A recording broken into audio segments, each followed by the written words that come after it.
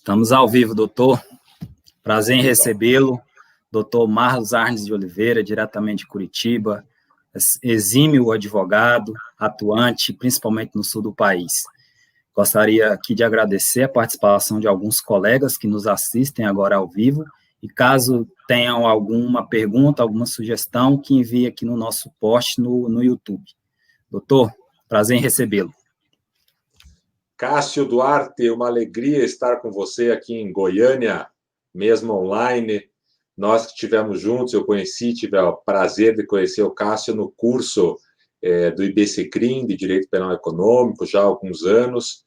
Depois disso, venho acompanhando o trabalho da advocacia do Cássio em Goiânia, e temos trocado informações e mensagens, analisado casos, discutido assuntos, e fiquei muito feliz com o teu convite para participar com você hoje dessa nossa conversa sobre a justiça penal negocial.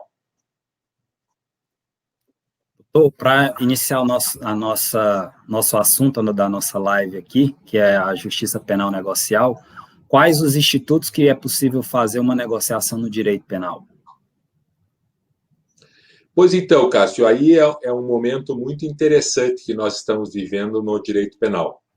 Porque, e aqui é interessante dar um panorama geral, porque ele vai nortear toda a nossa conversa e os amigos todos que estão nos assistindo. Em 1995, com a lei do Juizado Especial, Lei 9.095, de 98, Lei 9.099. 9.099. Isso, 9.099 de 95, desculpe, nós tivemos os dois primeiros instrumentos de negociação, que foram a transação penal e a suspensão condicional do processo.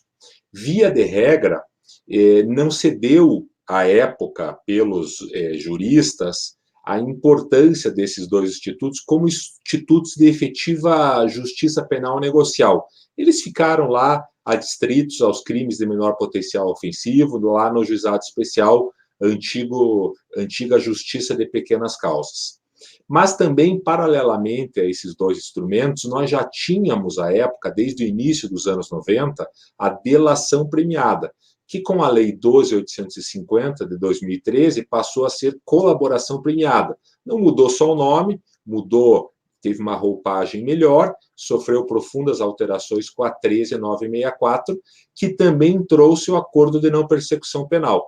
Significa dizer hoje que nós temos, para os crimes de menor potencial ofensivo, com as penas de até 2 anos, a possibilidade da transação penal e da suspensão condicional do processo, lá no Juizado Especial Criminal. Nós temos a colaboração premiada, possível na maior parte dos crimes que envolvam direito penal econômico e organização criminosa, e agora nós temos o acordo de não persecução penal para todos aqueles crimes cuja pena mínima seja inferior a 4 anos. Portanto, você que advoga na área do direito penal, você que milita na área do direito penal como promotor de justiça, você magistrado, assessores, enfim, aqueles que nos acompanham, todos aqueles crimes cuja pena esteja até 4 anos, menor do que 4 anos, nós estaremos frente à possibilidade de acordo, ou de transação penal, ou de suspensão condicional do processo, ou acordo de não persecução penal. E ainda temos a colaboração premiada, que é um instrumento que nós vamos debater bastante hoje. Então, esse é o nosso cenário de fundo da nossa conversa hoje, Cássio. E eu gostaria de perguntar a você como que você entende a definição, como que você está vendo o acordo de não persecução penal. Olha, doutor, o acordo de não persecução penal é um novo instituto, né, que a lei anticrime trouxe para dentro do direito penal. Ela está prevista lá no artigo 28A, no caso de crimes que não envolvem violência, grave ameaça, e a pena mínima seja no máximo até 4 anos. É um instituto novo, ainda não está muito em vigor, né? Tanto é que hoje eu fiz uma pesquisa, não achei tantas decisões relevantes acerca desse instituto ainda, né, por causa da pandemia, que infelizmente vem atrapalhando aí nosso país, a justiça, né? Mas é um novo instituto que eu creio que é mais um meio de defesa para o réu, né? Assim como é a colaboração premiada, obviamente que não é o primeiro passo a ser tomado pelo advogado, mas, sem sombra de dúvidas, é um meio de defesa para o réu. E uma grande questão que surgiu, doutor Marlos Arnes, é se o ANPP é um direito subjetivo ou não do réu.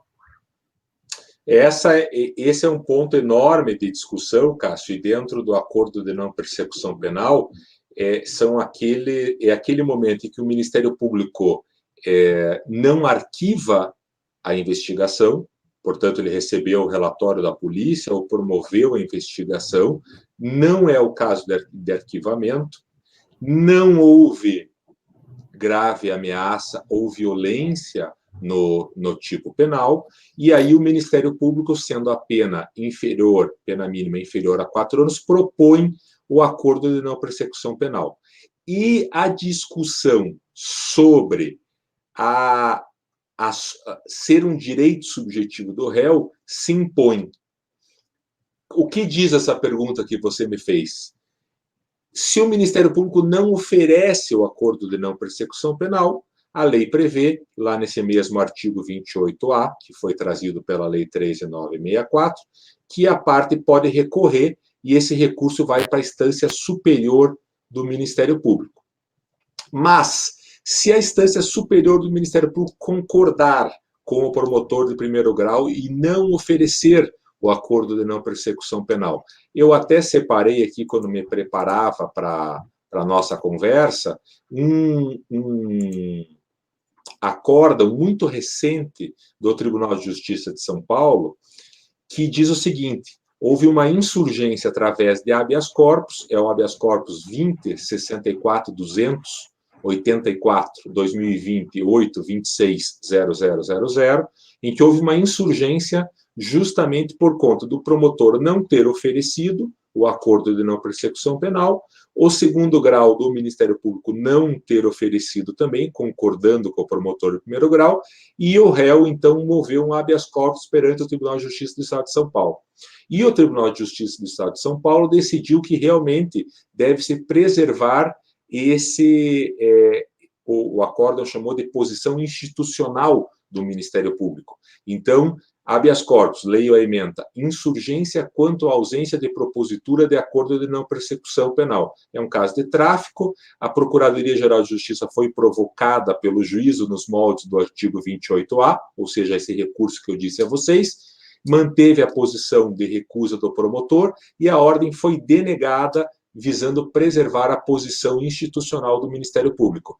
Esse acórdão é 5 de maio de 2020. Portanto, nós estamos vendo que a jurisprudência parece apontar para um não direito, ou seja, não ser um direito subjetivo do réu. A doutrina parece caminhar nesse sentido também, entretanto, aqui vai a minha discordância. Inclusive, eu avanço um pouco, Cássio, eu tenho causado um pouco aí de discussão nesse ponto com vários colegas, pois eu entendo que o acordo de não persecução penal é, sim, um direito subjetivo do réu. Acredito que, preenchidas as condições do artigo 28, o réu tem direito subjetivo ao acordo de não persecução penal, e vou além na minha provocação. Entendo que a colaboração premiada, com o avançar dos anos e com o avançar das negociações dentro desse sistema de justiça penal negocial, também passará a ser um direito subjetivo do réu. Por que eu entendo dessa forma? Entendo que nós estamos acompanhando uma evolução dos parâmetros. Nós tínhamos a delação premiada sem nenhum parâmetro, sem nenhuma margem dentro das negociações, sem nenhuma orientação legal. Recebemos a Lei 12.850, que fixou margens claras para o acordo de colaboração premiada, e agora com a 13.964 estreitamos essa margem. Então, eu creio que com esse trabalho que os advogados, os promotores, os juízes, enfim, todos nós temos feito, com o passar dos anos, também a colaboração premiada tende a ser um direito subjetivo do réu. E acredito que o acordo de não persecução penal, em que pese a doutrina ser contra e a jurisprudência estar caminhando, como nós vimos nesse acordo do TJ de São Paulo, em sentido contrário, no meu entendimento, nós temos sim aqui um direito subjetivo do réu. Além desse ponto que você me colocou, e aí eu te pergunto como que você está vendo a questão da confissão no acordo de não persecução penal, porque a lei diz, como você falou, inclusive, que um dos requisitos para o acordo de não persecução penal é o réu confessar. Como é que você está entendendo essa questão da confissão, Cássio? Olha, essa questão, doutor, é uma questão bastante intrincada. Primeiro, ao que parece, ela é flagrantemente inconstitucional, porque tira o direito do réu de permanecer em silêncio. Segundo lá o artigo 5º, inciso 63, ninguém é obrigado a produzir provas contra si. E o acordo de não persecução penal, ao que parece, traz flagrantemente uma via oposta do que manda a Constituição Federal. É um instituto que ainda, como eu disse hoje mesmo, pela manhã eu fiz as pesquisas, não achei nada nesse sentido, falando sobre essa questão específica, mas que ainda, com certeza, vai logo, logo bater aí aos tribunais superiores, STJ, STF, para discutir a sua constitucionalidade, a sua legalidade. Mas, inclusive, outro ponto... Até vou complementar, Cássio, se você me permite, nós temos... A Associação Brasileira dos Advogados Criminalistas promoveu, nessa linha que você está nos contando, a ação direta de inconstitucionalidade 6304, em que justamente se discute a constitucionalidade da confissão. A meu ver, e é um sentir meu, a confissão nesse ponto é totalmente inconstitucional. Viola o princípio da presunção de inocência, viola o princípio da ampla defesa, do contraditório, do devido processo legal. Por quê? Porque se você, para fazer o acordo de não persecução penal, deve confessar, evidentemente, se o acordo for rescindido, e nós temos dentro da Justiça Penal Negocial inúmeras hipóteses de rescisão, esta confissão será usada contra você. Tenho ouvido muitos colegas debatendo e dizendo que a confissão não poderia ser usada pelo Ministério Público, que não seria usada pelo Judiciário, que seria uma confissão só para aquele momento do acordo de não persecução penal, mas particularmente não acredito que essa hipótese vá se confirmar na jurisprudência. E a forma com que o Ministério Público tem utilizado isso é que me indica esse caminho. Nós temos assistido que as confissões nada mais são, em boa parte dos casos, do que o Ministério Público enviar um formulário ao réu com a denúncia e o réu escrevendo embaixo que eu, fulano de tal, RG tal, CPF tal, confesso os fatos como acima descritos, no próprio molde da denúncia, ou seja, não é uma confissão que o réu faz. E nós temos inúmeras outras dificuldades aqui, por exemplo, nas grandes operações, nos crimes mais complexos de direito penal econômico, se nós assistimos o réu responder à ação penal, não poucas vezes ele responde também ações cíveis, responde ações administrativas perante os órgãos de controle, e com a confissão, isso terá reflexo muito ruim para o réu no caso dessas ações cíveis e fiscalizatórias dos demais conselhos. Portanto, o meu entendimento é o mesmo entendimento da Associação Brasileira dos Advogados Criminalistas, que promoveu essa ação direta de inconstitucionalidade, que é a 6304, e que aponta a inconstitucionalidade da confissão. Ouso dizer, inclusive, Cássio, que se mantida a questão da confissão, nós teremos, em verdade, uma antecipação da pena. Aqueles critérios que o réu terá que cumprir no acordo de não persecução penal, reparar o dano, prestar serviços à comunidade, pagar uma multa, acrescido do fato dele confessar, significará não um acordo de não persecução penal, mas significará, sim, uma antecipação da pena, o que não é o objetivo desse instituto. Nesse ponto, um dos pontos que eu coloquei, e aí pergunto a você, a questão da rescisão do acordo de não persecução penal. Ou melhor, Eu que te pergunto agora ou você que me pergunta, Cássio? Desculpe. Pergunto. Você que me pergunta? Para quem está nos acompanhando...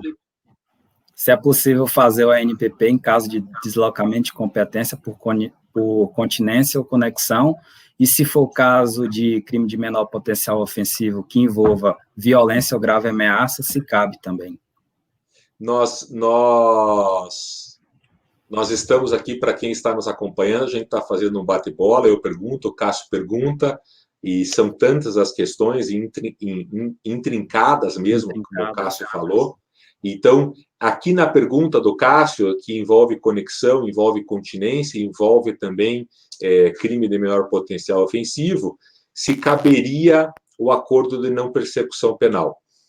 E o Cássio acrescentou à pergunta dele um ponto referente que nesse crime de menor potencial ofensivo, que teria sido deslocado por conexão ou por continência, mas houve violência ou grave ameaça. Então, aqui não cabe o acordo de não persecução penal. Essa regra é bem clara. Houve grave ameaça, houve violência, nós não estamos frente a uma possibilidade de acordo de não persecução penal.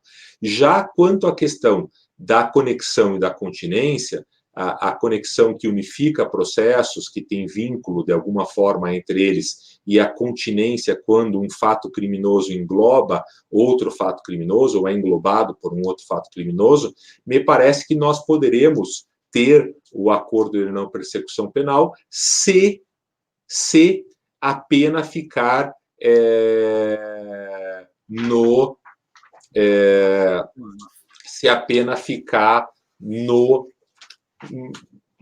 máximo, que a gente diz no mínimo, a pena mínima abaixo de 4 anos. Preenchidos os requisitos legais do ANPP. Exatamente. Aí nós temos a questão da rescisão, que eu vinha te perguntando. Sim. E aí eu gostaria de saber como é que você está entendendo a questão da rescisão e se ela é ou não automática. Olha, a questão da rescisão do ANPP, se ela pode ser automática ou não, eu acredito que não. Porque se for, de certa forma, automática, vai tirar o juiz, vai deixar de fundamentar a decisão dele. Inclusive, Cássio, quando nós tratávamos das colaborações premiadas ainda sob a égide da Lei 12.850, de 2013, que foi alterada pela 13.964, nós tínhamos, na prática, um instrumento, um processo apenso, por assim dizer, em que se discutia justamente essa questão da rescisão. Novamente, aqui, a Lei 13.964, no que diz respeito ao acordo de não persecução, ela é falha, ela não fala de um procedimento próprio de rescisão, mas ela menciona no parágrafo 10º que o Ministério Público comunicará o juízo e não diz se este procedimento de rescisão se dará perante o Ministério Público, se dará perante a Justiça, como que será esse procedimento de rescisão. Entretanto, para mim, as coisas são bem claras. Havendo a hipótese de rescisão, o Ministério Público comunicará ao juiz, o juiz deverá intimar a defesa para que justifique aquela falta que pode ter ocorrido, e após uma justificativa, o juiz toma a decisão ou não de rescindir. Afinal, o acordo de não persecução penal é um acordo entre o Ministério Público e a defesa, homologado pelo juízo. Portanto, a rescisão também deve ser feita pelo juízo após ouvir a defesa. Uma questão que tem me preocupado é o cabimento ou não do acordo de não persecução penal nos casos de crime de natureza privada. Você já pensou alguma coisa sobre isso, Cássio? Eu entendo que não, doutor, porque se trata de crime de natureza privada e a própria lei define que cabe ao Ministério Público o oferecimento do ANPP, eu entendo que não cabe, não. Desculpe, te cortei. Não, só como eu falei, né? Por se tratar de crime de natureza privada, agora eu queria ouvir o senhor. Exatamente. Eu tenho um entendimento aqui, a lei é bastante clara, que diz que o acordo ele é proposto o acordo de não persecução penal é proposto pelo Ministério Público. Nos crimes de natureza privada, ou seja, vamos tomar como exemplo aqui os crimes contra a honra, nós temos a hipótese em que o autor da ação penal não é o Ministério Público, mas é a parte ofendida. Então, a grosso modo, não caberia o acordo de não persecução penal. Eu sempre gosto de insistir no meu posicionamento, que é um posicionamento um passo à frente nessas questões da justiça penal negocial, e tenho defendido que sim, caberá o acordo de não persecução penal, e nesse caso seria proposto pela parte mesmo, como se fosse o Ministério Público, com a supervisão, com a tutela do Ministério Público e também com a homologação do juiz, e explico por quê. Porque no artigo 138, 139 e 140 do Código Penal, os crimes contra a honra, nós temos outras hipóteses de acordo. Inclusive, é preciso dizer que, se couber a transação penal, não vai caber o acordo de não persecução penal. E, em muitas hipóteses dos crimes contra a honra, cabe a transação penal. Mas, se não for hipótese de transação penal, caberia o acordo, por quê? Porque a própria justiça busca, nos crimes contra a honra, que se faça uma composição entre as partes. Então, se há uma composição entre as partes possível, deveria ser possível também no acordo de não persecução penal. Mas não é isso que a lei diz. A lei diz que quem propõe ao Ministério Público, na ação penal privada, o Ministério Público não pode propor, porque ele não é o titular da ação penal. Portanto, nós aqui temos um caso em que a jurisprudência, de novo, vai ter que decidir. Lembrem, por exemplo, que naqueles crimes de violência contra as mulheres, que também podem se encaixar como crimes de ação penal privada, entre outros, crimes sexuais e alguns outros, nós não, via de regra, não teremos o acordo de não persecução penal por causa da grave ameaça ou da violência. Então, tendo grave ameaça ou violência, não cabe o acordo de não persecução penal. Muito bem, doutor. Outro ponto que foi bastante alterado após a 13.964, né, que é o pacote anticrime, foi a Lei 12.850, que trata da colaboração premiada. Queria saber, na opinião do senhor, qual a natureza jurídica da colaboração. Pois então, Cássio, essa foi uma grande discussão quando se chamava delação premiada. Houve uma boa discussão quando foi promulgada a Lei 12.850, e com a 13.964, logo no artigo 3A, que alterou, se nós pegarmos o capítulo da Lei 12.850, que trata de colaboração premiada, hoje ele é um misto da 12.850 com as alterações promovidas pela 13.964. E lá no 3A deixa claro que o acordo de colaboração premiada é um negócio jurídico processual e um meio de obtenção de prova, que pressupõe utilidade e interesse público. Eu quero acrescentar aqui, que me parece que é o principal fundamento da colaboração premiada aos olhos da defesa, é de que a colaboração premiada passou a ser um legítimo instrumento de defesa. Se ele foi muito criticado enquanto se chamava delação premiada, a maior parte das vezes era utilizado apenas nos casos envolvendo tráfico. Depois, com a Operação Lava Jato e outras operações que circundaram a Lava Jato, foi muito utilizado, até em demasia, mas ali ficou claro que, naqueles crimes em que a defesa tem dificuldade na defesa técnica, ou seja, a prova é muito forte em relação ao réu, e essa prova foi, na hipótese, legítima, não há nulidade a ser declarada, a colaboração premiada passa a ser um instrumento de defesa. Então, é um negócio processual entre as partes, é um meio de obtenção de prova, porque o delator, o colaborador, vai levar a prova ou vai indicar os caminhos da prova, e a justiça tem utilizado bastante esse instrumento, não só nas grandes operações, mas em inúmeras operações Brasil afora. Um ponto que também modificou, eu gostaria que você contasse para os nossos ouvintes, é se pode ser feita a colaboração premiada sem a presença de um advogado ou sem a presença de um defensor público. Olha, doutor, é bastante claro, né? Primeiro que fazer um acordo de colaboração premiada sem a presença de um advogado ou de um defensor público viola claramente o direito de defesa. Então, não cabe às tratativas do acordo sem a presença de advogado ou defensor público, deve ser sempre na presença do advogado ou do defensor, e em caso de conflito de interesse entre o réu, colaborador, e o advogado, deve o celebrante, seja ele polícia, seja o Ministério Público, solicitar a presença de um outro advogado.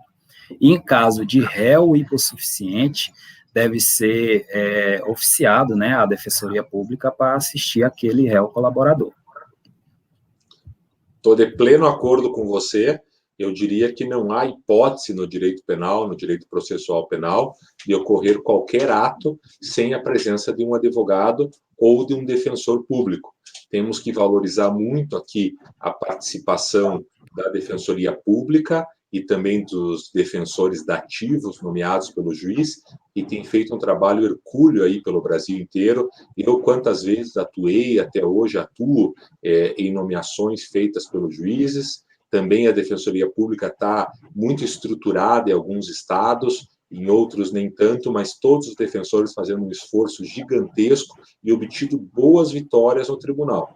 Então, e você tocou num ponto muito bom, Cássio, que eu também estou de acordo com você, que é o fato da divergência entre o réu e o seu defensor.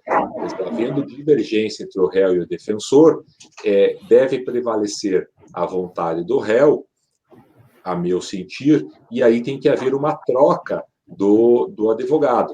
Isso, para quem atua em operações de direito penal econômico, clientes empresários, é até difícil de visualizar isso, mas quando nós estamos lá no juizado especial, por exemplo, e não foram poucas as audiências em que a orientação do advogado não é a mesma, o mesmo entendimento do cliente para fins de acordo, vale a vontade do cliente, vale a vontade do réu, e aí ele precisa constituir novo advogado.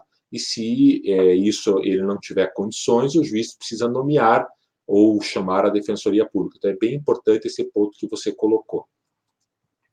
Doutor, outro ponto importante que modificou, né, com a 13.964, é quando se dá o início das negociações da delação. Esse é um ponto que houve profunda alteração da Lei 13.964, que modificou muito a Lei 12.850. No dia 24 de dezembro, além da Lei 13.964, também foi editada a Lei de Abuso de Autoridade. Houve uma modificação muito grande, e agora a Lei 13.964 prevê, no artigo 3º-C, que a proposta de colaboração premiada deve já estar instruída com procuração, mas na pergunta de quando ela começa, está no 3B, que é a entrega da proposta para a formalização do acordo, que demarca o início das negociações e também constitui ali um marco de confidencialidade. Nós tínhamos, na prática, na 12.850, se criou um instrumento entre os advogados e o Ministério Público, que atuavam em colaborações premiadas, que era um termo de confidencialidade. Esse termo de confidencialidade marcava o início das negociações e as partes ficavam vinculadas a esse termo como início e como confidencialidade mesmo. E isso agora está na lei, que é o artigo 3C. A proposta de colaboração premiada deve estar instruída com procuração, com poderes específicos, e o recebimento da proposta demarca o início das negociações e constitui marco de confidencialidade, configurando violação de sigilo e quebra da confiança e da boa-fé a divulgação de tais tratativas iniciais, ou de documento que as formalize até o levantamento de sigilo por decisão judicial. Então, a lei no 3B, no 3A, no 3C, mas especificamente no 3B, ela deixa claro que é o recebimento da proposta de acordo de colaboração premiada que marca o início das tratativas e a formalização se dá através de um termo de confidencialidade. E é importante destacar, e aí eu deixo para que você destaque, se há necessidade de procuração com poderes específicos para a delação premiada e se a proposta de colaboração pode ser recusada. Bom, o senhor já respondeu, né? É verdade. Está lá no 3C Mas você complementa. Mas da 12.850, sim, a necessidade de ser firmado com poderes específicos, e caso não tenha a procuração, ela pode ser firmada no próprio termo, né, pessoalmente, pelo colaborador e o advogado. E se a proposta de colaboração pode ser recusada, sim, ela pode ser recusada caso não haja interesse público ou elemento suficiente para a homologação. Maravilha. Outro ponto importante, doutor, sobre esse tema, é com a assinatura do termo de recebimento de proposta de colaboração, a paralisação de investigação pela polícia, no caso de inquérito, ou MP, no caso do PIC?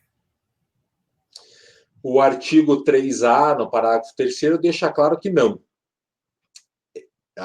Ou seja, o início das tratativas da colaboração premiada não fará que o processo se paralise, seja ele em fase de investigação, seja ele em fase já processual. Isso é muito importante que os advogados tenham em mente, do Ministério Público, porque o Ministério Público tem isso em mente claramente. Devemos lembrar, procuramos o Ministério Público, levamos a documentação, o Ministério Público deu início às tratativas de acordo, foi firmado o termo de confidencialidade, isso não significa que o Ministério Público paralisará a investigação, tampouco que ele não vá praticar uma medida cautelar, seja de busca e apreensão, seja até de prisão, enfim, isso é muito importante. O que é... Desculpe, Cássio. Uma cautelar real, né? Também. Uma cautelar real, quer dizer, não há nenhuma paralisação no processo. Isso é importante que se diga. O que acontece na prática?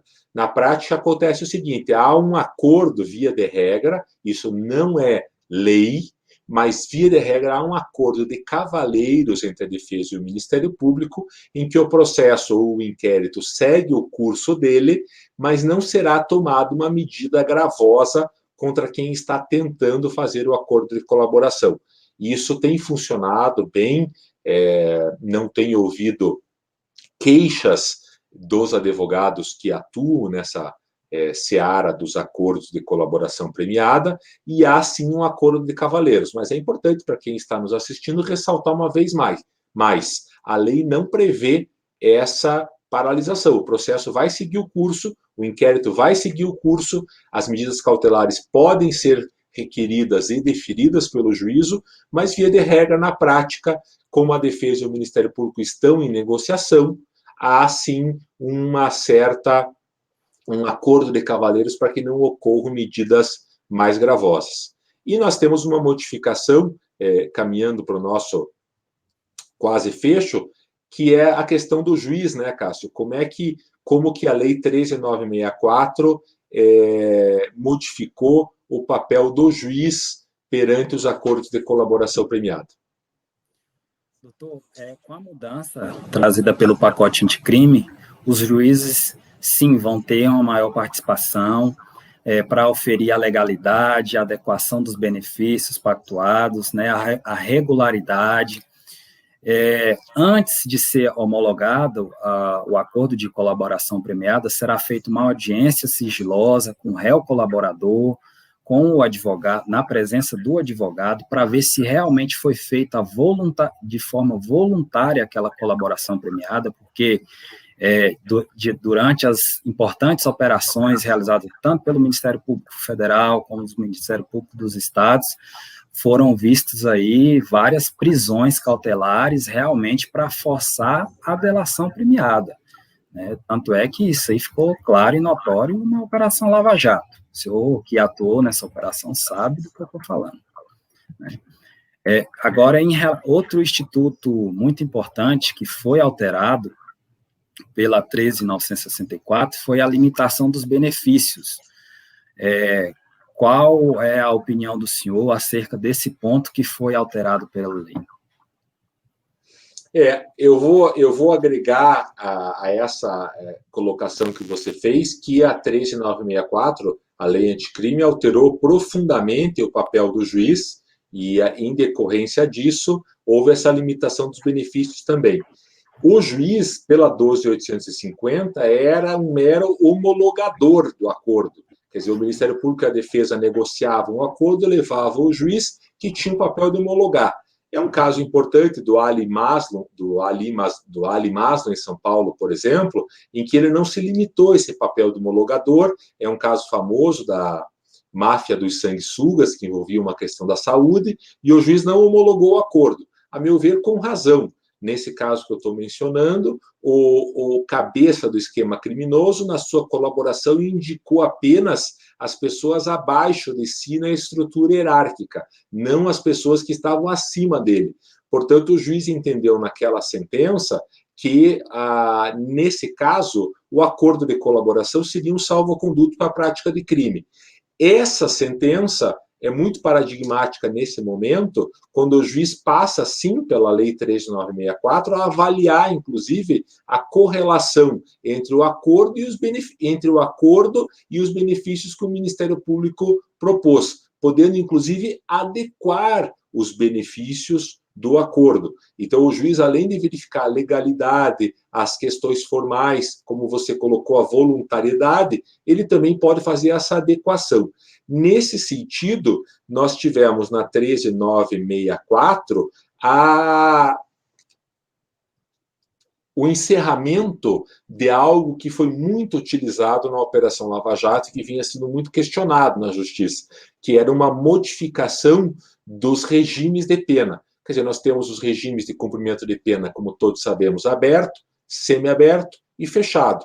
Na Operação Lava Jato, nós passamos a ter vários regimes, aberto, fechado, semiaberto, de forma diferenciada. Então, o regime semiaberto diferenciado, não havia previsão legal para isso. Então, a lei agora, a 13.964, limitou completamente essa possibilidade, impedindo que esses benefícios sejam concedidos. Os benefícios precisam ser aqueles que estão em lei.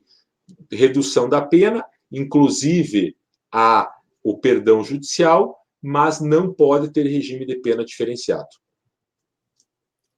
Muito bem, doutor. Muito bem colocado pelo senhor. Mais uma vez, já caminhando para o final do nosso bate-papo, né? Mais bate-papo do que realmente palestra, algo nesse sentido.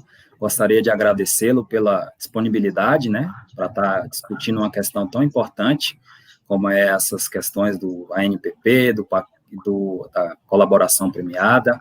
Mais uma vez, muito obrigado. Cássio, uma alegria muito grande estar com você nessa noite. São muitas as questões, mas eu acho que esse tipo de bate-papo é um bate-papo bem objetivo, bem direto, bem prático, e isso é muito interessante. Fica aqui para quem está... China. Oi? Sem direito penal da China, da Inglaterra, mostrando como as coisas vão acontecer aqui no nosso país. Exatamente. E ficamos à disposição de todos que nos acompanham ao vivo e também daqueles que acompanhem posteriormente, porque vai ficar no YouTube do escritório do Cássio, mas ficará disponível também no YouTube do Arnes de Oliveira e Andreasa, e eu me coloco à disposição de todos os nossos ouvintes pelos meus canais do Instagram, do Facebook, do Twitter, Marlos Arnes de Oliveira. Estou à disposição de vocês para continuarmos trocando ideia. Uma alegria, Cássio. Grande abraço. A alegria foi minha, doutor. Muito obrigado. Tchau, tchau. Tchau, tchau.